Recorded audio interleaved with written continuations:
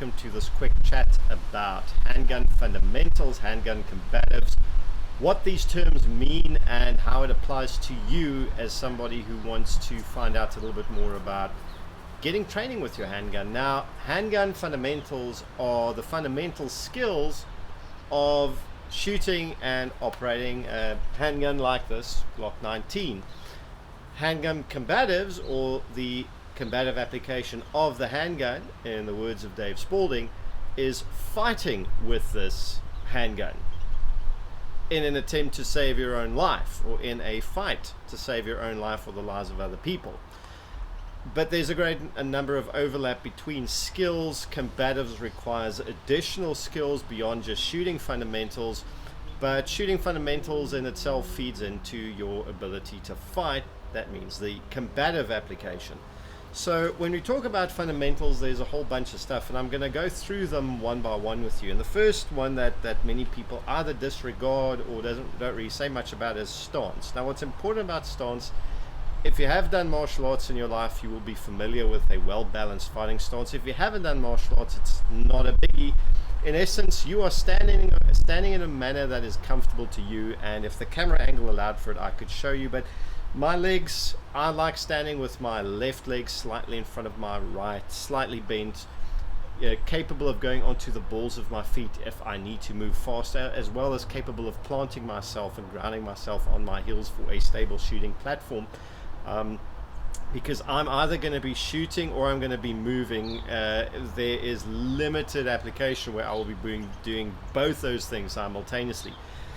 What's important from the combative application side, the side I focus on, is I'm not going to stand a clean isosceles necessarily. I'm going to stand in a way where I may have, quite likely, if I'm in a violent encounter, I'm going to have my two hands in front of me in some form, either as a defensive gesture or some sort of interview stance. So my hands are pretty much going to be here, or some iteration of this position. The second element to it, if you're carrying concealed, would be to clear your concealment garment. That's a fundamental skill. There are various ways of clearing concealment garments depending upon what a concealment garment is. If you're carrying outer waistband on your hip, you're probably going to have something hanging over this. If you're carrying inner waistband on the 3:30, 4 o'clock position here, you're going to have to clear a garment on this side. If you carry appendix, as I mostly do, you're going to have to be clearing from the front. So that skill of clearing the concealment garment and clearing it consistently and with adequate speed is a skill you're going to have to practice and train on its own. The next is, after you've cleared the concealment garment, I'm now, of course, simulating doing that, is achieving a grip on this gun in its holster with your index finger or trigger finger along the side of the scabbard, along the side of the holster there. This is important because if your grip is not consistent, and if it's not proper, and if it's not firm, you're going to fumble this draw and quite likely mess it up. And it's important not to do that. The reasons why we're going to get into in a little bit. Now, after grip comes the presentation of the handgun, meaning you're going to clear the holster to a position. Now, you're either going, some people draw lower down. I like drawing way up here. There's no perfect way of doing it. It is something that you're going to have to find out for yourself. I like the way how Dave Spalding describes his draw stroke, in the sense he draws as high as his elbow allows, where it can no longer bend anymore, because this is a position he can replicate whether he's standing, crouching, kneeling, or on his back on the floor. From this position, the next thing that's going to happen with your, as far as shooting and combative fundamentals are concerned, is your hands are going to come together in front of your body in a proper two-handed shooting grip, where you're going to have your hands wrapped around this firearm entirely, with your thumb indexing on the same spot on the frame every single time, and you're going to have that nice consistent grip.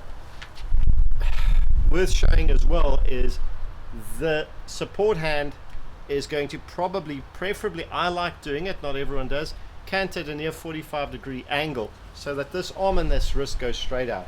From here, where your hands have come together, you're going to push the firearm out, and what you want is for the front sight and the rear sight to be As such, equal space on both sides, equal height on these things to be aligned where your eye is looking downrange. So from here, you're punching out, your sights are aligned, you have a sight picture on your target. Now you're going to press the trigger back.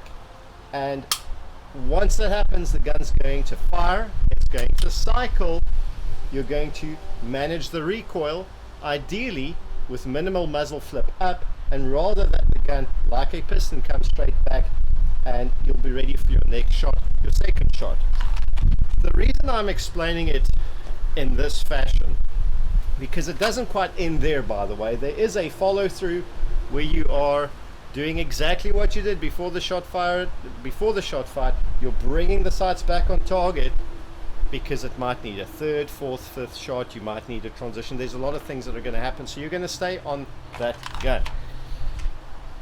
The reason why we teach this iteration of handgun fundamental skills, is something called the 2x2x2 drill. It's again something I picked up from Dave Spalding. He in turn picked it up from a military unit, and it's a performance benchmarking drill that involves placing 2 shots on a 3x5 card, which is only about that big, playing card size, at 7 meters in 2 seconds or less from clearing concealment. So essentially from this position, clear concealment, draw the firearm, come together in front of you on target, fire the first shot, gun recoils, you manage the recoil back, fire the second shot, and put both of those shots onto a 3x5 card size grouping.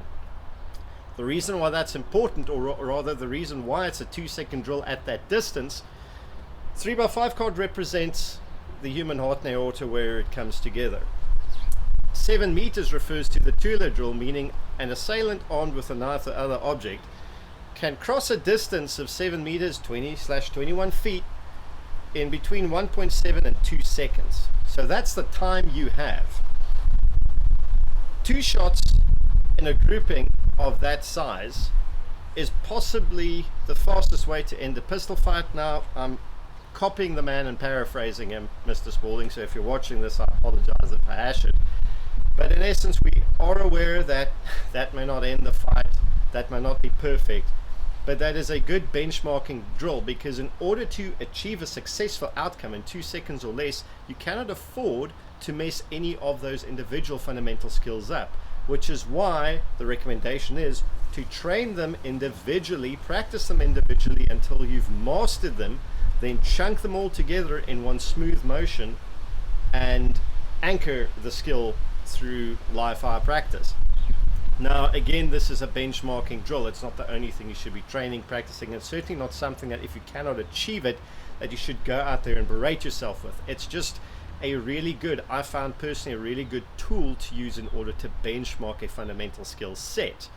It's also a nice combative drill, and there are a whole bunch of other nice combative drills that I like, and that on a lot of the courses that I'm doing now in the near future, as well as next year, we're going to be doing some of these drills. By the way, if you're interested in some of the training courses coming up, I've got a night shoot in Cape Town, False Bay on 20 November, as well as a fundamental course in Somerset West on the 27th of November. Full course descriptions are linked in the video description, as well as online booking. But there are a great many combative drills that are useful at gauging different things, practicing different elements to handgun combatives. A question I get often is, especially since I carry a Glock 19 in appendix and have carried it in that position for a considerable amount of time, is what is my carry condition? It's condition 1. It's a loaded chamber. And for many people, it's off-putting, either intimidating or for some other reason, to carry a firearm like this with a loaded chamber, and to carry it especially so in an appendix carry position. Now, bearing in mind, there are certain precautions you have to take, because the Glock will fire if its trigger is pressed back, and if its trigger is pressed back by a foreign object that is inhabiting your holster, especially in the trigger guard, you run a risk of injuring yourself quite grievously, because you've got a significant number of major blood vessels and arteries running in your legs, especially in the groin area, that you do not want to put a bullet into. For obvious reasons, I don't think I need to go into that too deeply. However, that's something that is a risk that can be mitigated through training. It's also a risk that can be mitigated through pure common sense. We need to get a gun in a violent confrontation out of the holster fast. I don't think anyone's going to argue with that. Is get it up as fast, present it accurately on target as possible, and fire that first shot, second shot, third shot, how many it needs. However, once the danger is past, there is no reason that I can think of, and that a great many other people can't think of ever racing to get the gun back into its holster. You can take your time to make sure everything is safe before reholstering that firearm. So there really is no reason to shoot yourself through negligence or through an accident because you're rushing to get the gun back in the holster. Another reason why I don't like empty chamber carry is because it adds a whole bunch of additional failure points to this basic fundamental chunking together of skills. If you need to put a shot on target very quickly because either you had a situational awareness failure or that's just the type of confrontation you're in, and now you have to clear concealment, have to get the gun out, think about it this way. Drawing straight from the hip like this, unconcealed open carry, when I need to clear a concealment garment, the accepted additional time is 0.35 to 0.45 seconds already added on. If I'm shooting relatively fast splits on a target of that size, I'm talking here about 0.25 to 0.35 seconds, which is really respectable for a target that small at that distance. I mean, sports shooters might scoff at me for saying this, but it really is not a mean feat. It's something that does require a certain level of skill and skill development to do. You've already lost 0.45 of a second, 0.35 to 0.45 on clearing concealment. You need to find 0.35 of a second minimum for that split that you need to put a second shot on that target if you've got good recoil management. Adding something like that, there goes my dummy round, adding something like this where you are then either racking here and then coming up or racking straight out. There's a couple of issues with this. Firstly, let's quickly talk about the failure points of this drill, or the failure points of presenting from holster. The first failure point is clearing the concealment garment alone. As you practice it, you will know that that is an easy enough thing to fumble. It takes time and practice to get it right, and if you're going to do it under duress in a violent confrontation, there's always that risk, which is why you probably need some other skills to buy you more time in the event of you fumbling it. Fumble, it's not the end of the world. If you have no other skills, if you're not moving, if you don't know any hand to hand, if you've got no other options, then it might be a fatal mistake.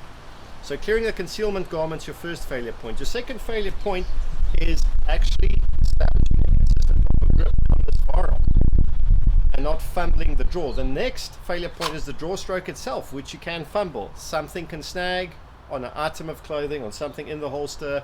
You might slip. There's a whole bunch of things that can go wrong. The fourth failure point is actually bringing the hands together in a proper shooting grip in front of you. You might not be consistent. And then obviously the fifth failure point is as you present that the sights may not be aligned as you intend them to. Now what you're doing here is you're adding additional failure points to get around chamber. You're adding a failure point in getting a consistent, if this is your way of doing it, overhanded grip on the slide every time consistently. The next failure point is actually racking it back without it slipping out of your hands, because if you do this incorrectly, there's a good chance of you not chambering a round properly, meaning you've got a failure already before you've even fired your first shot that you will have to clear and do an emergency action drill on. The next failure point, depending upon how you do this, either the gun's going to race ahead and you're going to have to catch up with this hand and establish a proper grip. I've seen a lot of people that are running empty chamber and practicing this. Most often that I see is they do not establish a proper two-handed grip. The thumbs are all over the place. The grip is either too high or too low, or the fingers are not where they're supposed to be, which already destabilizes you, which means you're going to pull yourself or push yourself off target. You're not going to get a proper sight practice, and you're certainly not going to control your recoil effectively, which is crucial for shooting fast accurately, or rather shooting accurately fast with a relatively respectable speed. Sorry, bug.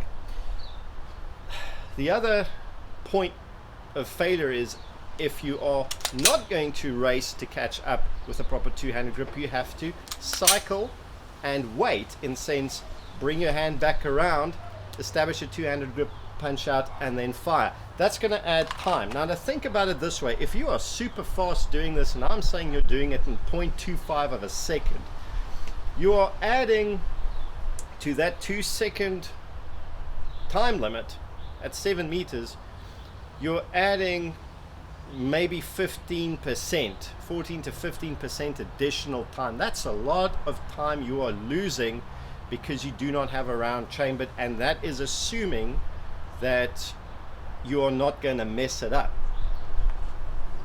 I've read too many horror stories, and I've had too many personal people close to me. I have 2 incidents of this where the person was carrying empty chamber for a reason and nearly died as a result of it, which is why I recommend really thinking carefully about why you are carrying empty chamber and whether or not there's a way or a manner to perhaps address your concerns about it and maybe fix it. That's just my talk on empty chamber. That was my talk on fundamentals. I hope this has been informative for you. If there's any comments, suggestions, anything you'd like to add, anything you'd like me to discuss, I'll be doing a few more of these training videos to give a bit more clarity on the sort of courses I do, on the sort of training we do. I hope to see you on the range soon. Thanks for watching. Stay safe, be hard to kill, and be a dangerous target. See you soon.